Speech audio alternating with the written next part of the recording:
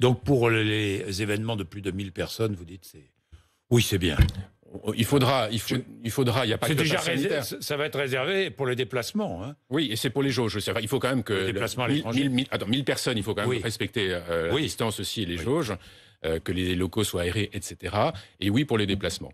Attention aux tests. Hein. Les tests, les tests, il faut les utiliser là aussi bien comprendre. Oui. Donc il y a différents types de tests. Alors, on s'y perd un peu. Hein. Maintenant, il y a tellement de choses. Donc il y a les tests PCR, qui sont soit par prélèvement nasopharyngé, donc la tige qu'on enfonce assez profondément dans le nez, soit salivaire, on commence à en faire aussi, à l'hôpital notamment on en fait, plus simple à faire, ça marche bien. Ça marche bien. Ce sont des tests qui sont sensibles et qui permettent de détecter les gens qui portent le virus. Ouais. Maintenant, il y a les autotests, en vente en pharmacie aussi. Donc là, on enfonce, mais beaucoup moins profondément dans le nez.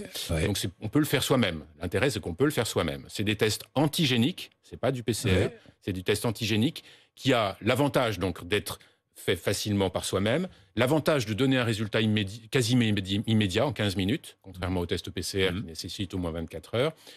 L'inconvénient, c'est il peut y avoir des faux négatifs. Ce qu'on appelle des faux négatifs, c'est-à-dire notamment si vous n'avez pas de symptômes, vous vous faites tester pour savoir avant d'aller déjeuner chez la belle-mère si vous avez ou pas. Dans la moitié des cas, le test ne vous dira pas si vous portez le virus. Donc attention.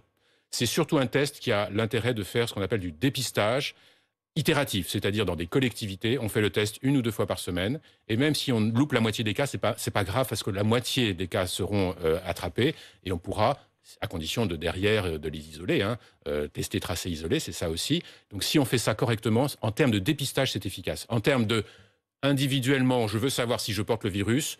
Oui, mais attention, bien comprendre que dans la moitié des cas, donc ça veut dire, on passe à côté. Donc ça veut dire qu'il faut toujours prendre des précautions.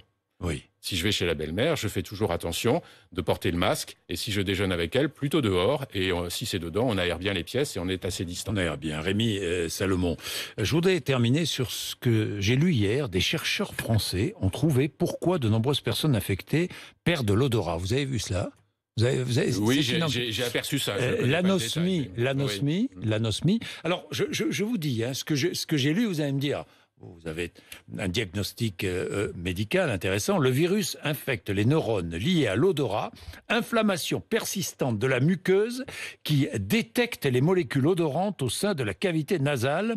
L'épithélium olfactif est infecté et cela peut durer des mois. Le virus infecte aussi le nerf olfactif et les centres nerveux en charge de l'odorat au sein du cerveau. Possible porte d'entrée vers le cerveau. C'est une atteinte neurologique. C'est une atteinte neurologique. Ça a l'air, oui. Et ce qui explique pourquoi certains ont perdu l'odorat, mais pendant plusieurs semaines et même plusieurs mois. Et c'est pas drôle de perdre l'odorat. Et on peut perdre le goût aussi. Et le goût. C'est la gueusie, on appelle ça la gueusie. Donc ça veut dire que pendant plusieurs semaines, on peut ne plus rien sentir, ne plus rien goûter. Ce qui est extrêmement déprimant. Je peux vous dire que j'ai vu des gens, c'est très déprimant. Donc oui, ça peut durer longtemps. En général, on récupère.